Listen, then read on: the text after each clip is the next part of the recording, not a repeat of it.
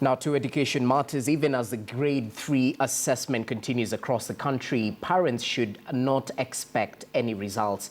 Now Clement Masombo spoke to Vincent Mwangi, the head teacher at Nyeri Complex Primary, and filed the following report. Now, among the 1.3 million learners who are undertaking the Kenya Early Years Assessment Test are 165 learners from Nyeri Complex Primary School whose test is undergoing right now, and they are taking the subject of mathematics. But I'll just be speaking to the head teacher of this school to give us an insight of how different, trying to tell us how different is it from the previous ones. Thank you so much, sir, for joining us on KTN News. Kindly tell us how different is the mathematics paper that the learners are taking right now from the previous ones? Yeah, thank you so much. My name is Mwangi Vincent, Principal Nyeri Complex. Today, we started the assessment for grade 3. Right now, our 165 kids are sitting for the mathematics paper. And I want to say that this is not an exam like we are used to in KCP and KCSE. This is an assessment where pupils are supposed to write the exam in a very normal class. We are not spacing them. We are not having invigilators from outside. They are being the exam is being administered by their class teachers. So it is very normal, and at the same time, the paper is not limited. They are not limited to time. They have the whole day to do mathematics. If the pupils feel that they want, first of all, to go for break, that's exactly what they'll do. Those will be able to finish on earlier than others, and they have that freedom. So it is actually monitoring learners program. Today they are going to be tested in 3 areas: numbers, geometry, and measurement. After assessing, the teachers and the government is going to able to know the areas where pupils are not performing well, so that now the government can give the guidelines on what to do. The teachers will be able to know this is an area where my kids are not doing well, and therefore you can do the remedial work. And we were speaking to one of your teachers earlier on, and she was telling us that among the challenges that some of the schools might face is the number of teachers. As a head teacher of this school, do you think you've had enough teachers to undertake the learners through the whole CBC program? Yeah, that is true. One of the biggest challenges we have is the numbers. Because if you're having a class of 50 kids, which is the maximum, and you're expected to monitor the competence of every child, it will take time. Because this one is individualized learning. So where the schools have big numbers, actually the teachers will be very tired and they may not be able to do their best. But in a situation where you have a standard class, a smaller number of pupils in a class, then the teacher has time to monitor every progress of the learner. So that has been a big problem. The other problem is the facilities.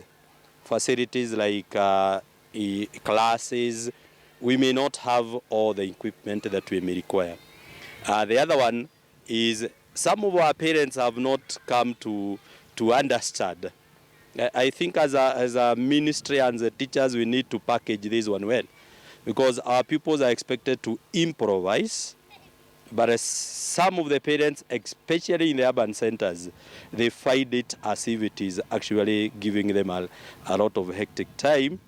So the parents, it's like they want to get the easiest route.